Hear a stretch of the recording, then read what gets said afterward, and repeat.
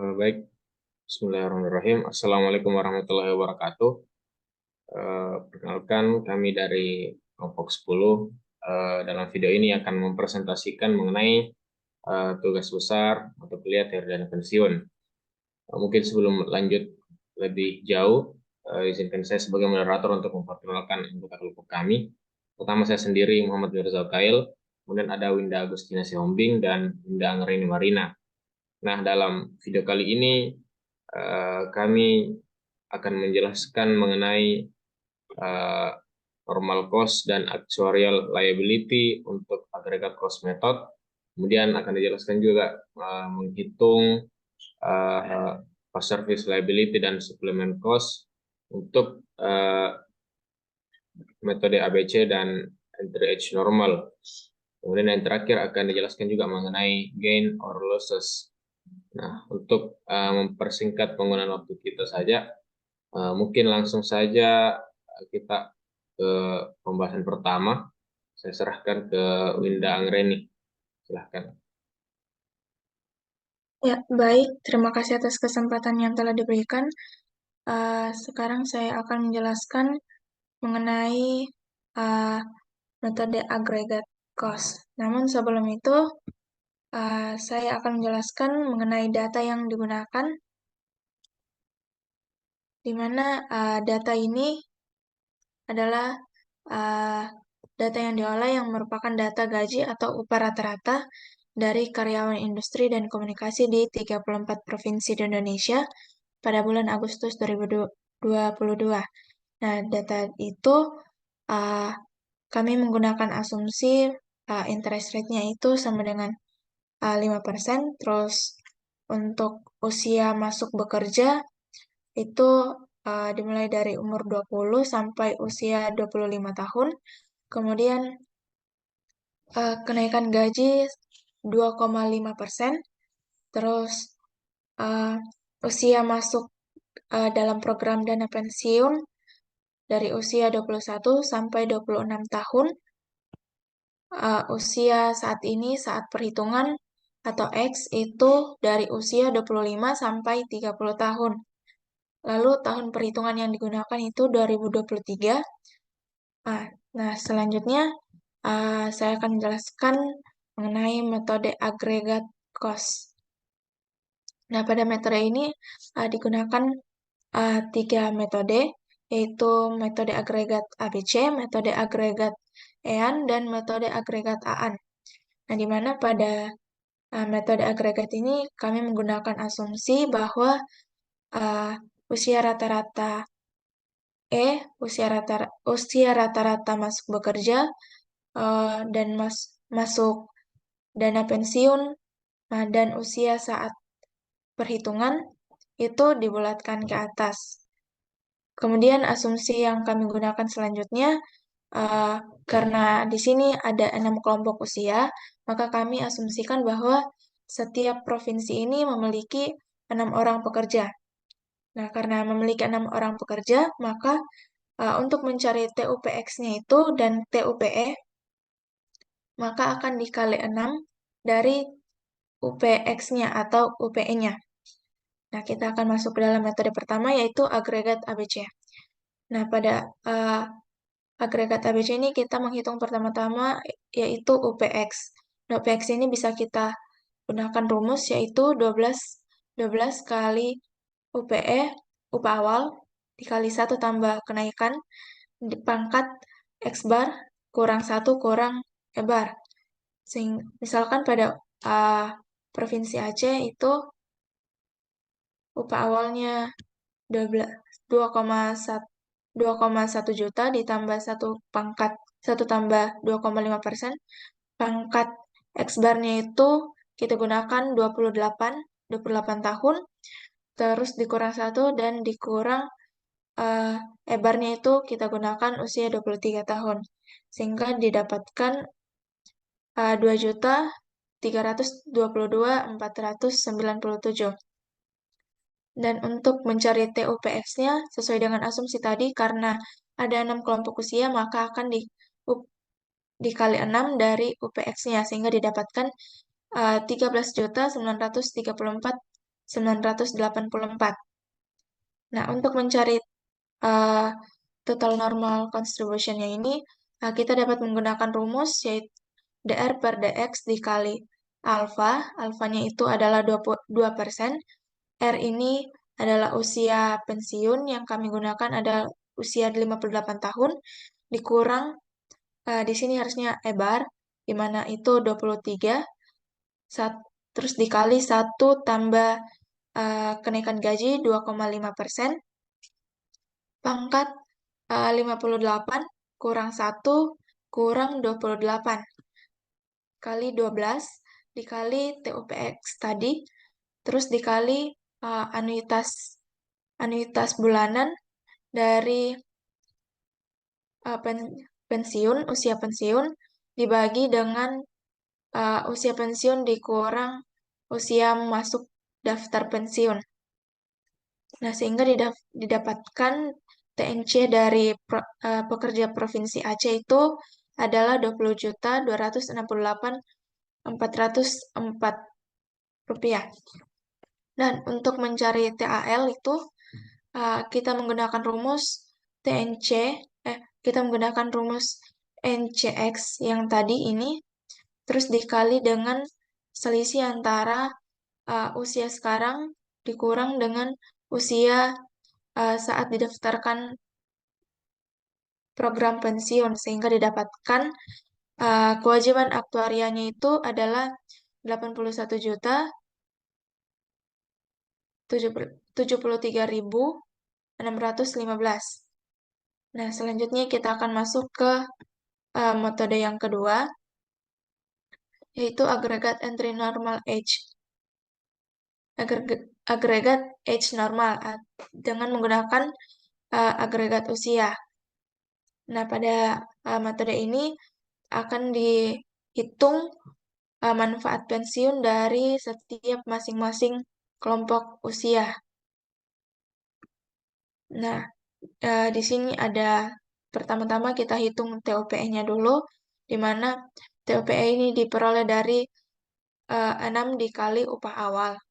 Selanjutnya, kita hitung BR-nya dengan menggunakan rumus ini, 12 kali alfa kali R kurang E, terus kali 1 tambah S pangkat R kurang E kurang 1 dikali TUPE dikali anuitasnya.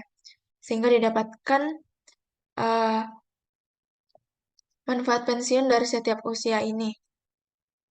Nah, selanjutnya untuk mendapatkan TBR ini, total benefitnya ini kita bisa menjumlahkan dari kelompok usia per provinsinya. Sehingga didapatkan total benefitnya itu 20 juta, 20 miliar. Selanjutnya akan dicari normal contribution-nya dengan menggunakan rumus DR per NE bar dikurang NR dikali TBR tadi. Sehingga didapatkan 177 juta. Untuk mencari TAL-nya, kita menggunakan rumus ini, yaitu DR per DX bar dikali TBR, dikurang TNC kali NX bar dikurang NR per DX bar, sehingga didapatkan 1.555.448.840. Nah, selanjutnya kita akan masuk ke metode yang ketiga, yaitu agregat AAN. Ini kita sama seperti tadi, kita akan cari TUPE-nya dulu, lalu kita hitung manfaat pensiunnya dari tiap-tiap usia, lalu dijumlahkan untuk mendapatkan TBR, lalu untuk mencari TNC, dapat kita gunakan rumus ini. Perbedaan dengan yang tadi itu, untuk metode EAN, kita menggunakan rumus di sini adalah E bar. Tapi kalau di AAN ini pakai ABAR. sehingga kita mendapatkan 208.755.403. Untuk TAL-nya ini kita menggunakan rumus ini. DR per DX bar kali TBR dikurang TNC dikali NX bar kurang NR per DX bar, sehingga didapatkan 964 101.870.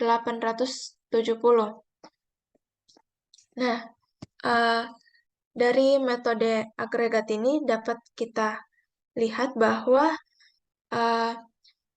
dari ketiga metode tadi, nilai dari TNC dan TAL dari agregat ABC ini memiliki nilai yang paling rendah di antara metode-metode lainnya.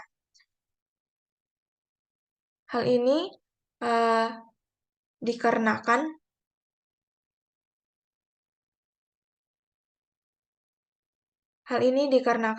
pada metode ABC lebih fokus pada nilai manfaat yang telah diperoleh hingga saat ini, bukan estimasi manfaat di masa depan yang cenderung menghasilkan angka yang lebih rendah untuk kewajiban aktuaria saat ini. Nah, untuk TNC dan TAL dari EAN dan AAN ini, ya kita bisa lihat bahwa TNC paling tinggi itu ada di metode AAN. Hal ini karena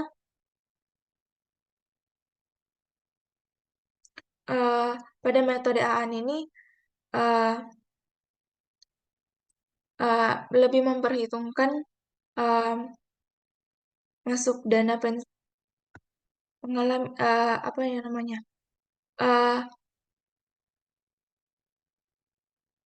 lebih memperhitungkan usia masuk dana pensiunnya, sehingga akan mendapatkan nilai yang lebih tinggi daripada metode lainnya. Untuk kewajiban aktuarinya itu sendiri lebih dibandingkan yang lain, agregat EAN ini memiliki nilai yang paling tinggi di antara yang lain, di mana untuk agregat AAN ini memiliki 81 juta, sedangkan di AAN ini 946 saja.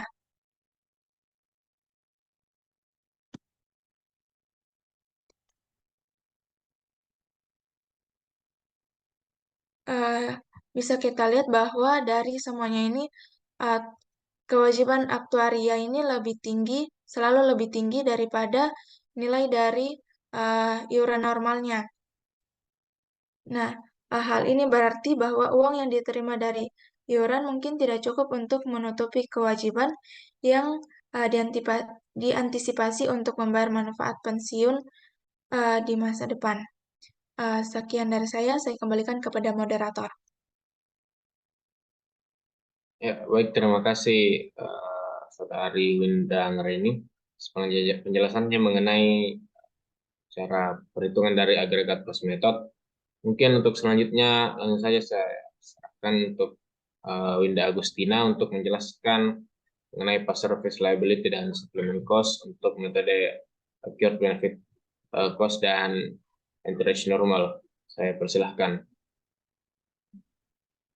Oke, terima kasih kepada moderator. Jadi di sini saya akan menjelaskan di metode past service liability.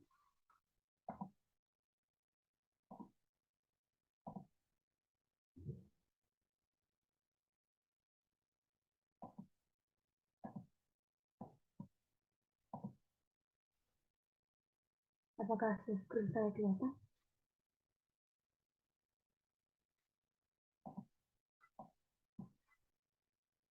Oke, terima kasih. Jadi sebelumnya past service liability itu bekerja mengajukan pensiun dini sehingga terjadi perubahan asumsi usia pensiun dari usia 58 tahun menjadi 51 tahun.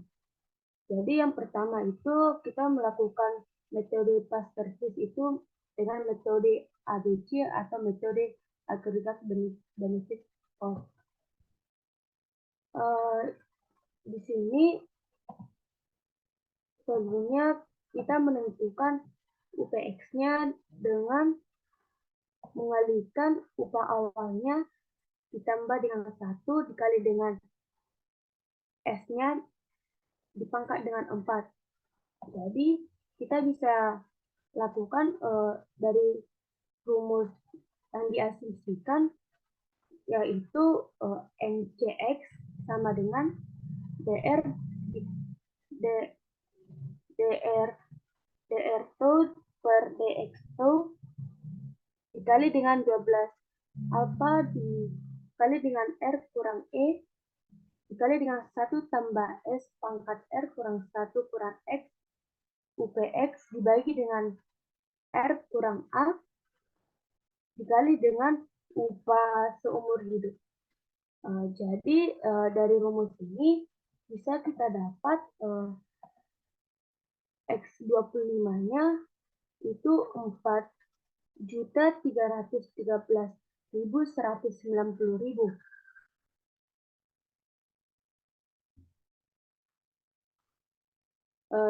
Didapat X sama dengan 25 didapat X sama dengan 25 itu dari perhitungan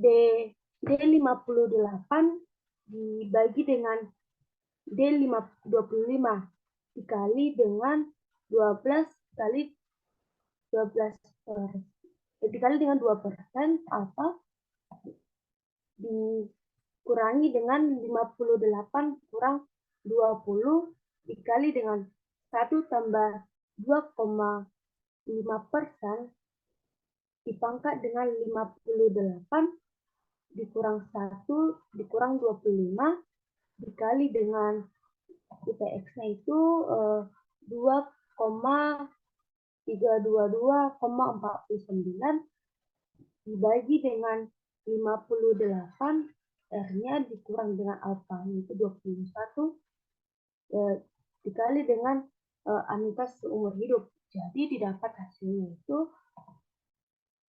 4.313.190. Selanjutnya di metode past service reliability dengan metode ADC kita bisa menggunakan asumsi FA sama dengan 0 sehingga AL sama dengan UAL sama dengan PSL. Jadi didapat rumusnya itu ALX sama dengan NCX dikali dengan X kurang A. Jadi didapat jumlah X sama dengan 25 itu 17.252.759.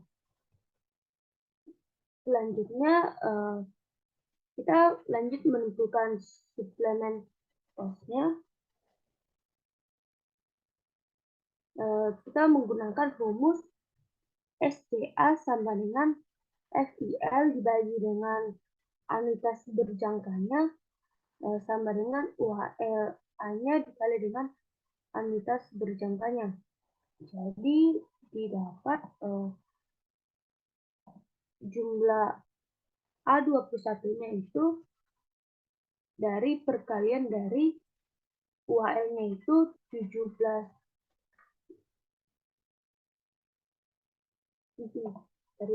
dari 17.252,759 dibagi dengan 14,977.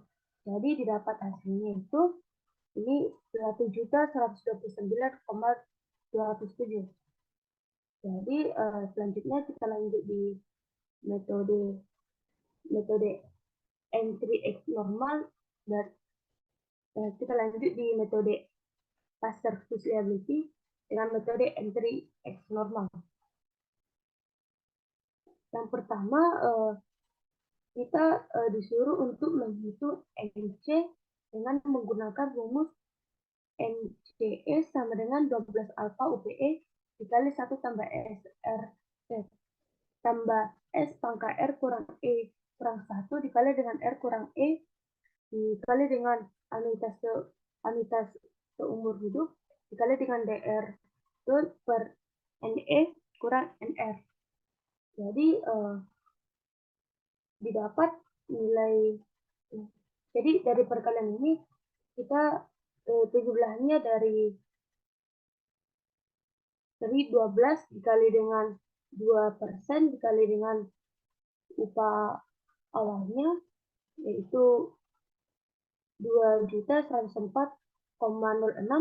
ditambah dengan 1 ditambah dengan 2,5% dipangkat dengan 58 kurang 20 kurang 1 dikali dengan 58 kurang 20 dikali dengan 13,71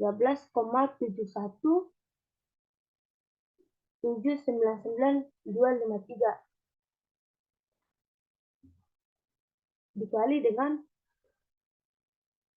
5.270,50040 dibagi dengan 72,6089,72 sekian dikurang dengan 74716,3311 dan didapat hasilnya itu 6,390,63. Nah, jadi selanjutnya kita menentukan past service liability-nya dengan metode EAN. Jadi kita misalkan dihitung AL-nya itu pada pekerja seumur 25 tahun dari posisi Aceh yang pertama. Dengan upahnya itu 2,322,49. Jadi dari rumusnya, jadi didapat, jadi kita tahu rumusnya itu ALX sama dengan 12 beta DR do dibagi dengan DX do dikali dengan R kurang E UPX dikali dengan 1 tambah X disangkat dengan R kurang 1 kurang X dengan kali dengan anuitas seumur hidup dikurang dengan NCE dikali dengan NE kurang NR per NE. Jadi didapat hasilnya ini 12 dikali dengan alfanya itu 2% dikali dengan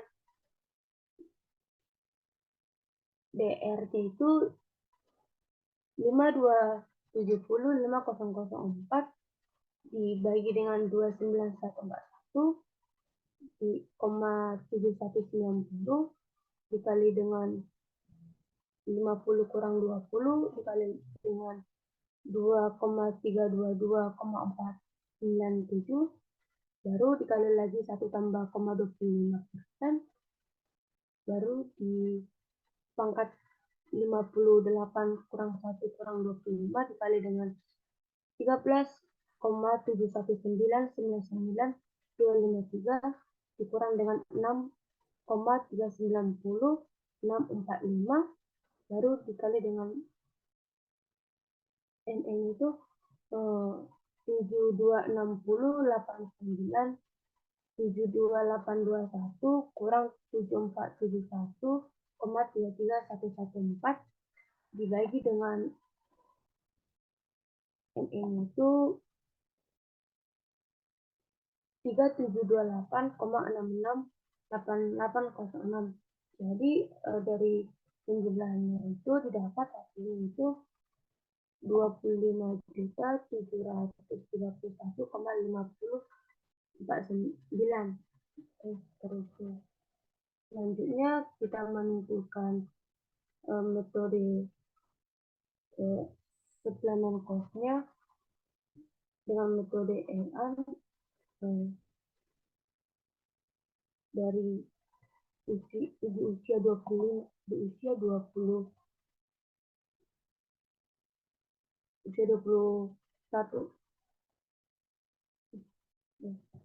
Jadi di sini kita dapat rumusnya itu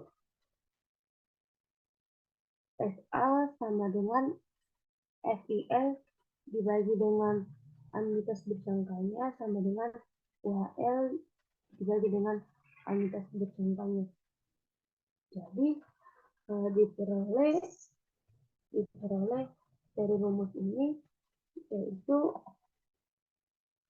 berkali pembagian dari 25 ini dari perspektif liability-nya itu 25.731,549 dibagi dengan anuitas berjangkanya itu 14,97. Jadi didapat itu 1.684,150. Jadi dari metode ini kita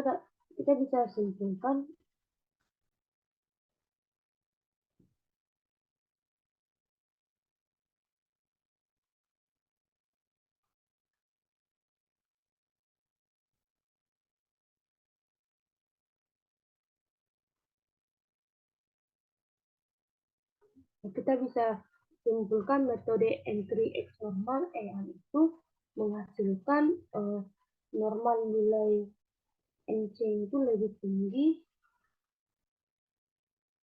dibanding dengan metode lebih tinggi dibanding dari metode entry X normal itu lebih tinggi dibanding nilai dari metode ABC. Dengan nilai perspektif liability-nya yang perbandingannya terbalik dengan usia pekerja pada EM dan berbanding lurus pada metode ABC. Jadi suplemen cost-nya pada kedua metode ini meningkat seiring bertambahnya usia yang berfungsi untuk menutupi defisit atau sebagai investasi perusahaan jika tidak ada defisit. Jadi pilihan metode perhitungan ini akan mempengaruhi kewajiban finansial perusahaan terhadap dana pensiun pekerja. Saya kembalikan ke moderator.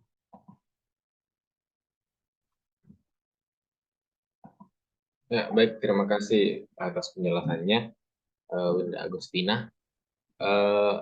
Mungkin langsung saja ke materi terakhir, yaitu mengenai gain or losses.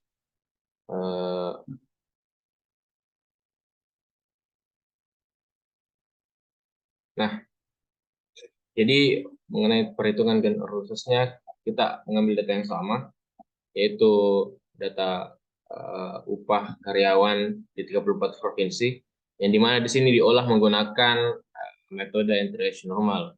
Nah, kemudian diperoleh manfaat pensiun, normal cost, dan actuarial liability-nya seperti demikian setelah diolah menggunakan metode entry normal. Nah, selanjutnya dalam gain or losses ini akan kita cari 3 poin, yaitu expected UAL, total gain or loss, dan partial gain or loss.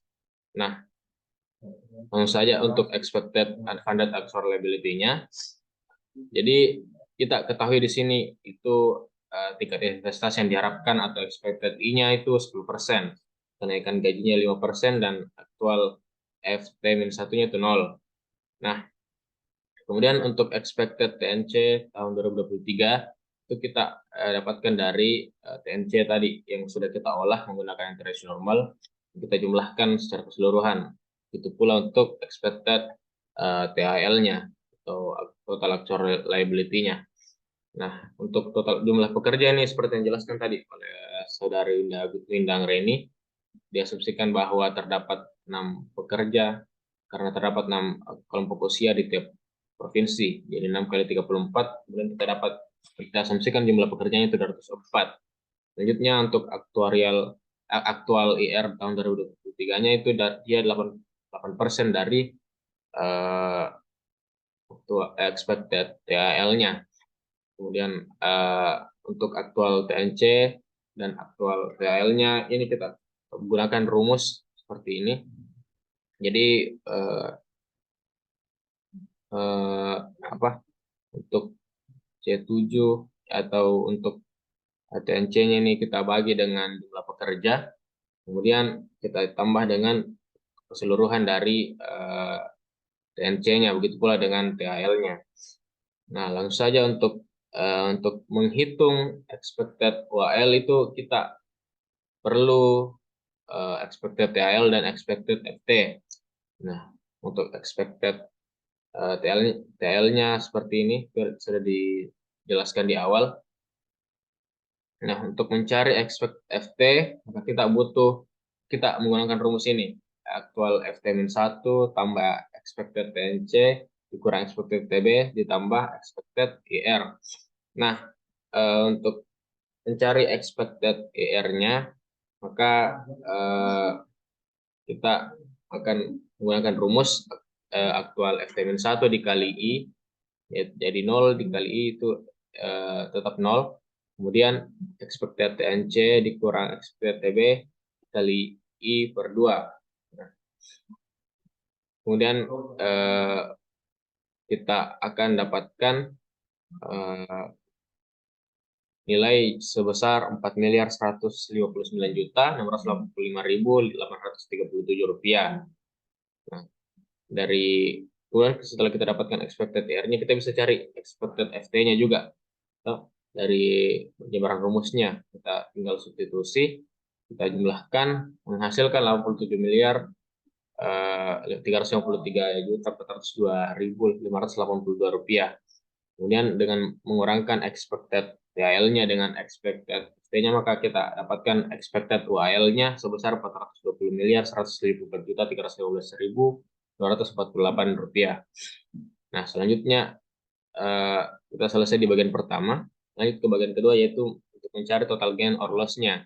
Di sini kita asumsikan ada 2 orang yang meninggal dunia dan ada 3 orang yang mengundurkan diri.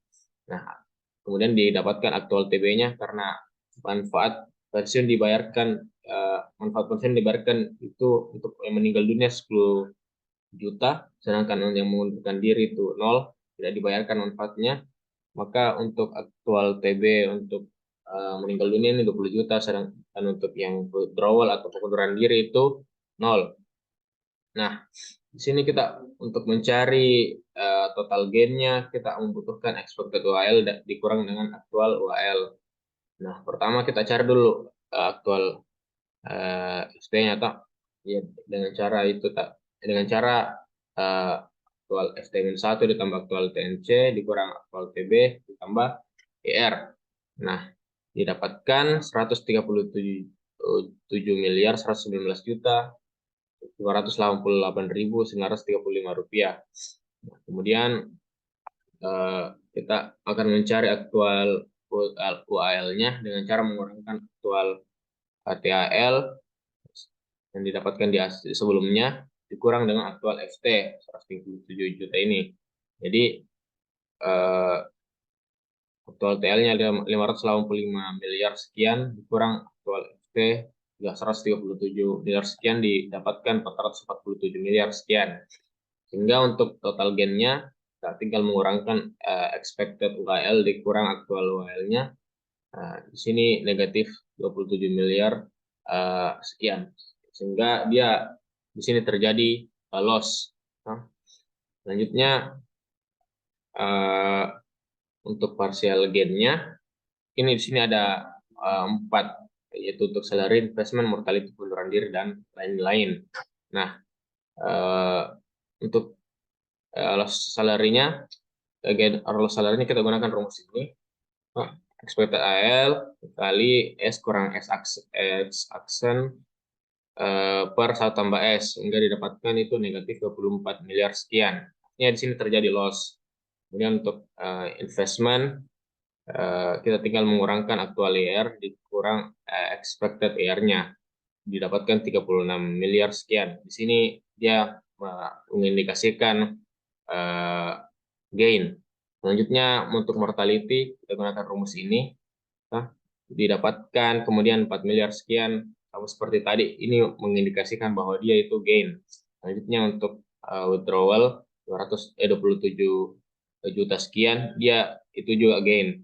Nah, untuk others, untuk lain-lainnya ini, kita tinggal mengurangkan total gainnya, dikurangkan dengan salary, dikurangkan investment, dikurang mortality, dan dikurang withdrawal. Sehingga didapatkan itu negatif 44 miliar sekian. Di sini akhirnya terjadi loss. Sehingga dapat disimpulkan bahwa untuk pemberian upah karyawan itu di sini atau pemberian dana pensiun untuk karyawan 34 provinsi itu mengalami loss. Nah, mungkin itu saja untuk gain or loss-nya. Secara keseluruhan metode agregat cost itu tadi seperti yang dijelaskan untuk normal cost dan AL lebih rendah didapatkan pada metode ABC. Nah, dia fokus pada manfaat yang telah diperoleh hingga saat ini. Kemudian setelah jelaskan tadi juga dari Saudara Winda Agustina mengenai service liability dan supplement cost, dan tadi sudah ditutup dengan gain or loss. Jadi mungkin untuk sekian dari kelompok kami, kurang lebihnya mohon dimaafkan. Assalamualaikum warahmatullahi wabarakatuh.